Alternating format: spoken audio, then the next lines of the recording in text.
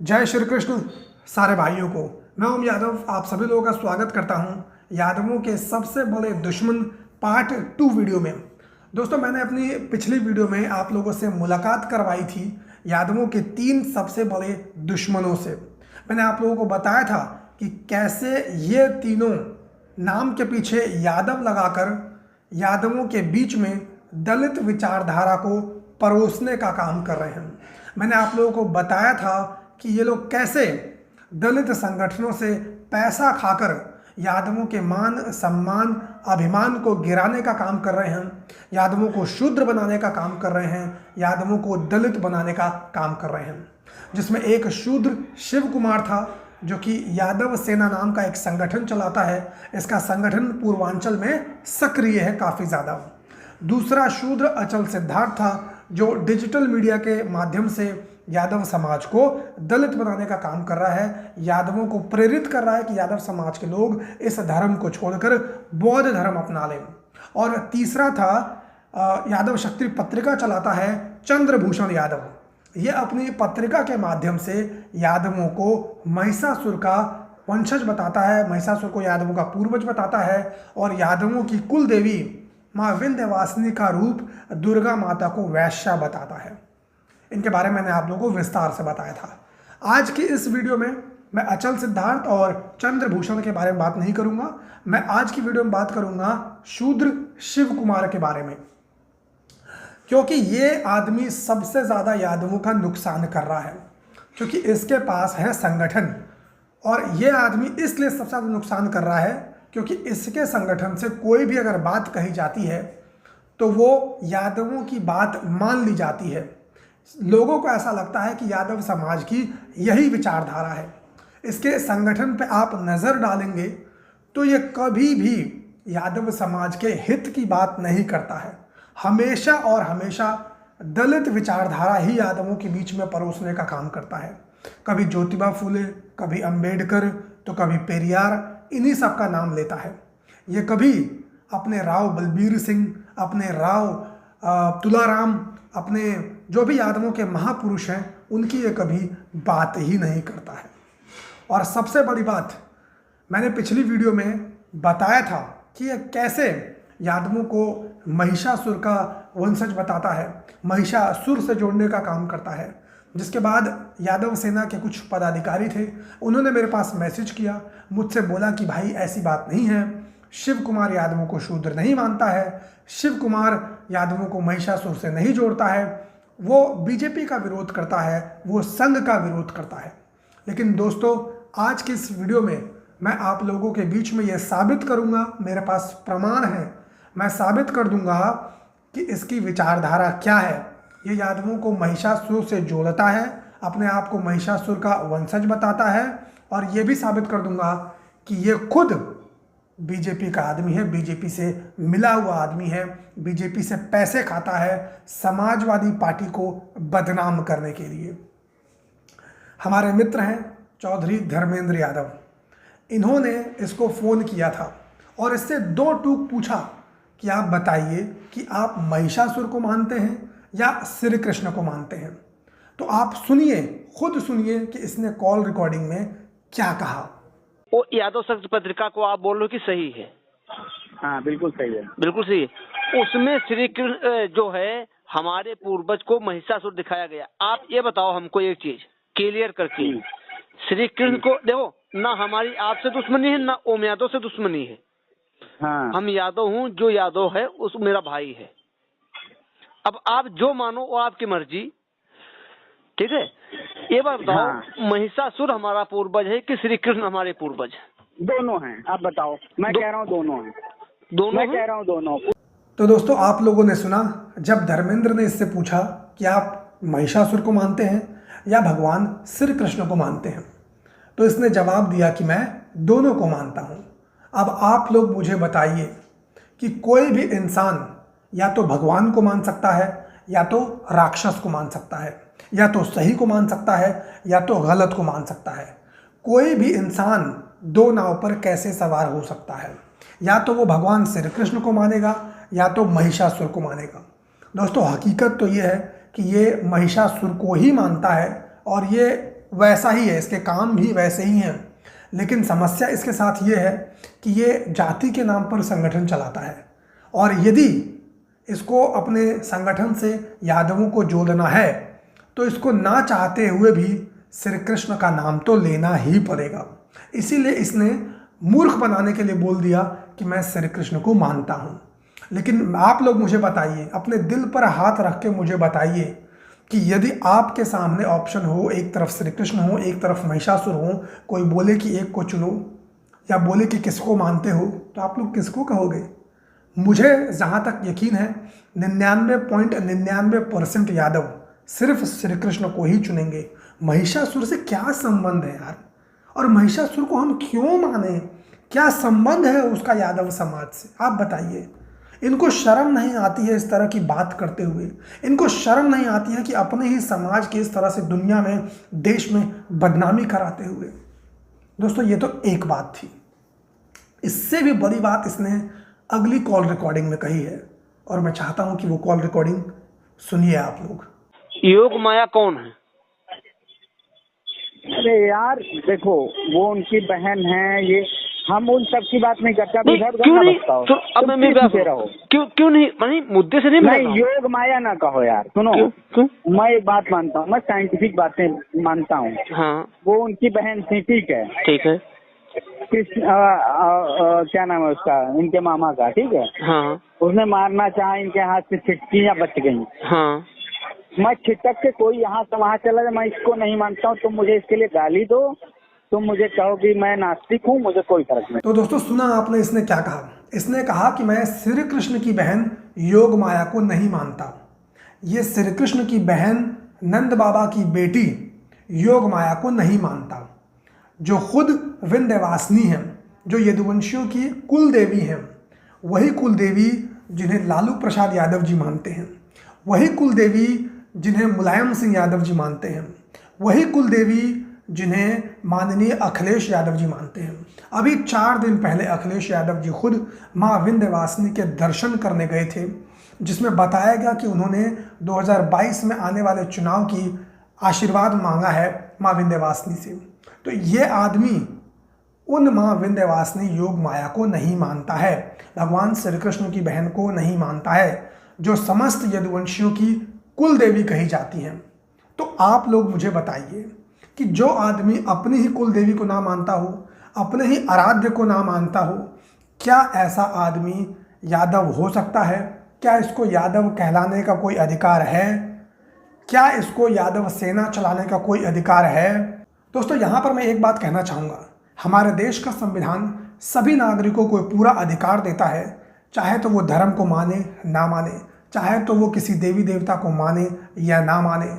मुझे कोई आपत्ति नहीं है अगर ये योग माया को नहीं मानता है। इसके पास लोकतांत्रिक अधिकार है, संवैधानिक अधिकार है, ये नहीं मान सकता है।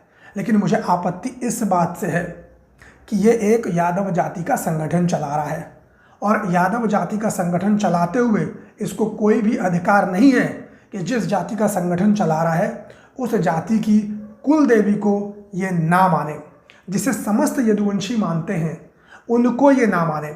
तो किस बात का ये यादव सेना नाम का संगठन चला रहा है, जब यादवों के महापुरुषों, यादवों की देवियों, यादवों की कुल देवियों, उनको ही अगर ये नकारता है, उनको ही अगर ये नहीं मानता है, तो इसको कोई भी अधिकार नहीं है यादव सेना नाम का किसी भी प्रकार का कोई भी संगठन चलाने का। दोस्तों, आप सोच कर देखिए, कोई राजपूत संगठन है, वो अपने ही कुल देवता को ना माने, अपनी ही कुल देवी को ना माने। आप सोच कर देखिए, ब्राह्मणों का कोई संगठन है, जाटों का कोई संगठन है, गुजरों का कोई संगठन है, क्या आप लोगों ने कभी सुना है कि वो अपने कुल देवता, अपनी कुल देवियों को मानने से इनकार करें? नहीं। इस देश में कोई भी संगठन अपनी कुल देवी, कुल देवता, कोई भी जाति अपनी कुल देवी, अपने कुल देवता को मानती है। अगर नहीं मानते हो तो आपको उस जाति को लगाने का ये अधिकार नहीं है। आप मत मानिए किसी भी धर्म को नाम के पीछे से यादव हटाइए, बोलिए कि मैं मानव हूँ, मैं किसी भी जाति, किसी भी धर्म को नहीं मानता हूँ। कीजिए, आप रहिए इसी तरह से, हमें कोई आपत्ति नहीं है। लेकिन आप एक जाति का संगठन चलाकर इस तरह की हरकतें नहीं कर सकते हैं दोस्तों। तो मैं यादव सेना के उन लोगों से ये बोलना चाहता हूँ कि जो लोग बोल रहे थे कि शिव कुमार इस प्रकार का व्यक्ति नहीं है, आप देख लीजिए कि ये किस प्रकार का व्यक्ति है। आप लोग इसे सपोर्ट करते हैं सिर्फ इसलिए कि ये बीजेपी का विरोध करता है, आरएसएस का विरोध करता है, संघ का विरोध करता है। तो मैं आप लोगों से पूछना चाहता हूं कि क्या मुलायम सिंह यादव, क्या लालू प्रसाद यादव, क्या अखिलेश यादव, क्या तेजस्वी, क्या तेज प्रताप, ये सारे बीजेपी के विरोधी नहीं हैं, ये सारे आरएसएस के विरोधी नहीं हैं, ये सारे संघ के विरोधी नहीं हैं। लेकिन क्या आप लोगों ने इनमें से किसी भी नेताओं को दलित विचारधारा को मानते हुए सुना है? क्या लालू प्रसाद यादव ने दलितों का भला नहीं किया? क्या लालू प्रसाद यादव ने दलितों के लिए आवाज़ नहीं उठाई? अरे सबसे ज़्यादा आवाज़ तो लालू प्रसाद यादव ने ही उठाई है। लेकिन क्या लालू प्रसाद यादव ने अपने जीवन में कभी अपने आप को मूल निवासी कहा? क्या लालू प्रसाद यादव ने अपने जीवन में कभी यादवों को शूद्र बताया? कभी नहीं।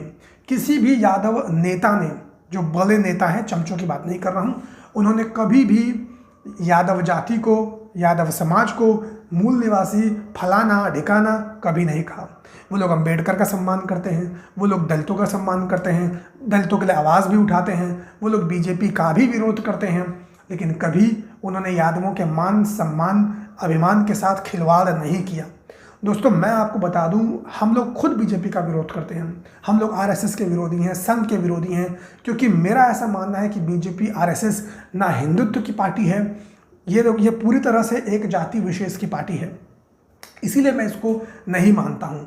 लेकिन इसका मतलब मैं बिल्कुल भी ये नहीं मानता हूँ कि बीजेपी का विरोध करने के लिए हमें हिंदू धर्म का ही विरोध करना है, सनातन धर्म का ही विरोध करना है।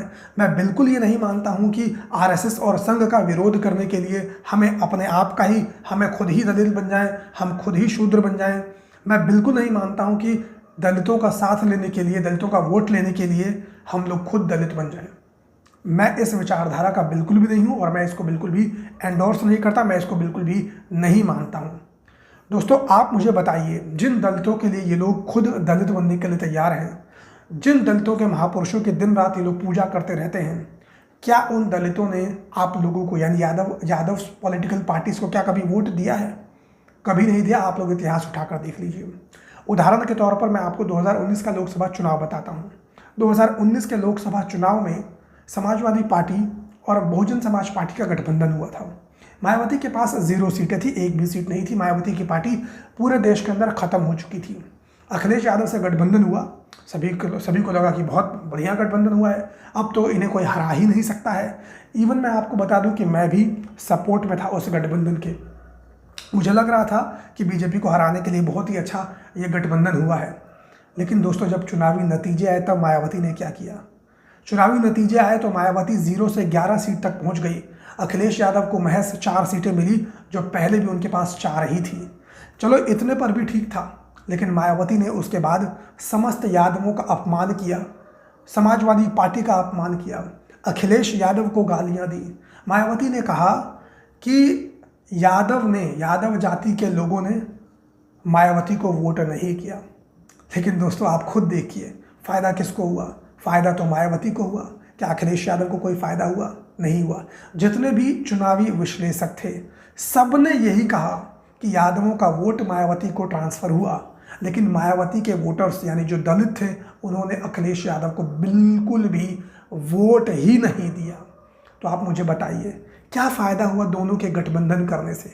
जिन लोगों के लिए आप लोग दिन रात एक कर रहे हैं, जिनके महापुरुषों का आप लोग दिन रात गुणगान कर रहे हैं, क्या उनके महापुरुषों ने आपके लिए कभी कुछ किया?